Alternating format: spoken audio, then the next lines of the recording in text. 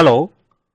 So before starting this lecture, I believe that you already have an exposure to a basic idea of recursion, that what is recursion. Okay, so today we'll see that how to trace a recursive function. So these are the 4 questions for constructing recursive solution. That means when a problem comes in front of you and you want to find whether you can solve it recursively or not. These are the 4 questions you must answer. So how the first question is, how can you define the problem in terms of a smaller problem of the same type? So the classic example, if a factorial example, so basically factorial n is equals to n into factorial n minus 1. So you can define the problem of finding factorial n into finding n into factorial n minus 1. So if some magic tells you the factorial of n minus 1, you can also get the factorial of n. So you can define it. How does each recursive call diminish the size of the problem? Another property of the problem. Okay. If it is there, you can solve it recursively. What instance of the problem can serve as the base case, and as the problem size diminishes, will you reach this base case? Again, so these are the 4 constituents a problem should have for solving it recursively. So now the question comes, given such a function, suppose you have written such a function, okay, how to solve it or how to trace its functionality. So a stack is used to keep track of function calls. This is an inbuilt technique, or this is a technique which every compiler uses for keeping track of the function calls. Whenever a new function is called, an activation record, so that is again true in most of the programming languages, that whenever a new function is called, an activation record is created which creates the instances of all its parameters and local variables. This record along with the address of the calling function is pushed on the stack, and this address of the calling statement gives the computer that where to return back after the execution of the function. So in general, let's say if function A calls function B and function B calls function C, right? So when function A calls function B, so before going to function B, an activation record corresponding to function A gets pushed on top of the stack. And what's the activation record? That the instance where the call to function B takes place. At that moment, what is the value of all the local variables of the function, parameters, at what statement the function has to return back after executing the body of function B, and so on. All this information is called as activation record of a function. The more details of the activation record you will come to know in some future courses, and it is tackled in detail in a subject called operating systems.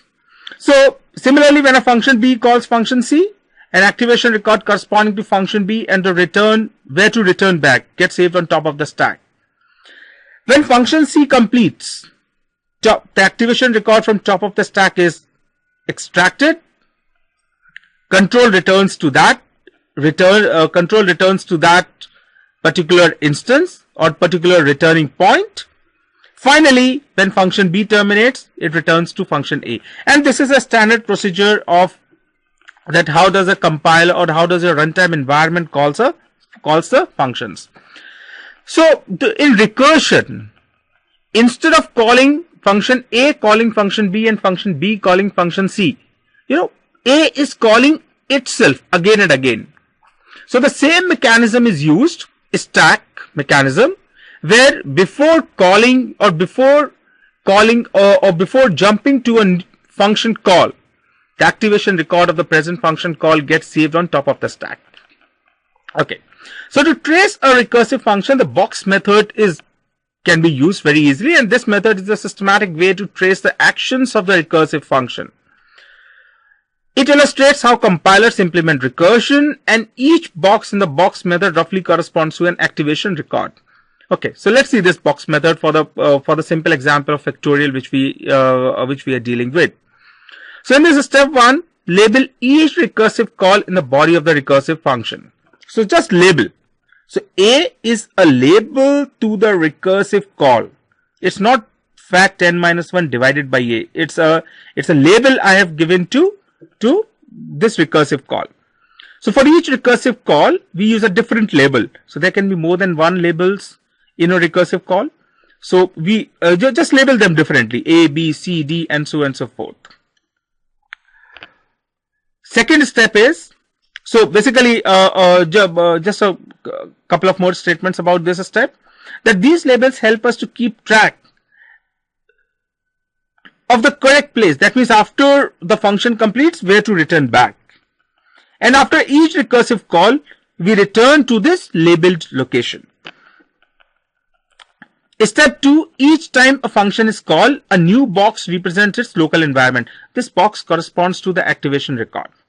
Okay, and this box contains the values of the arguments, local variables, placeholder for the value return, value of the function itself, and so on. Basically, this is what the activation record of a function. So with respect to our definition, if suppose with respect to this function call, if I want to find out the factorial of 3, let us say. So first time when the recursive call will be done, the value of n is 3, label is A, fact n minus 1, where I have to return back after the function call to n minus 1 gets complete, and return what? That becomes a box. After that, draw an arrow from the statement that initiates the recursive process to the first box. So suppose I wanted to find, I call that fact function like this, printf %d, fact 3. So first box would be n is equal to 3, because I want to find the factorial of 3. Inside that function, it becomes fact n minus 1 is equal to what? Because it returns n into fact of n minus 1. So the problem size reduces to what is fact of n minus 1. So in the box you will write this label, because I labeled this fact n minus 1 as A, label fact n minus 1 is equal to what, and then of course return what. Make an arrow. So the next function call becomes for n is equal to 2. So n is equal to 2, the label would become fact n minus 1 is equal to what, and return what. So after a new box is inserted, we start to execute the body of the function, and then exiting a function, cross off the current box and follow its arrow back to the box that called the function. So let's see this example. The initial call is made and the fact begins execution. This is the initial call. N is equal to 3. A is equals to, so the label A says fact of n minus 1 is equal to what? Return what? This initial call gives a call to another call. So at point A, at this point A, a recursive call is made and the new invocation of the method fact begins execution. So at this point, a new function gets called. N is equal to 2. A, which is a returning point, fact n minus 1 is equal to what? Again, we don't know what is fact n minus 1. Again at this point, a new function is called. So see, again at this point, a new function is called with value n minus 1. Here the value was 2, value n minus 1. Again the return type, returning point is A, and we want to know what is fact n minus 1. Similarly, when n is 1, it again gives a call to another recursive call, another function call with value fact 1 minus 1, 0. So n becomes 0. And remember, this is the base case for the function. So as soon as n becomes 0, this function can terminate. This function call can terminate and return what? So when n was 0, return 1. Right? So this call is gone. Return back here. So fact, when n was 1, at that instance, fact n minus 1 would become 1. So return 1. Fact n minus 1 would become 1. Return 1. Okay. Next, when n was 2, fact n minus 1 is equal to this call was 1, return 1 got returned here. So now this particular function will return 2. And finally, when n was 2, fact n minus 1 is equal to 1, return 2. So, this function returns 2. That makes return 6. And finally, the function returns 6. So this is a box method using which you can very well understand that how the recursive calls are taking place. Okay. So with this, thank you very much.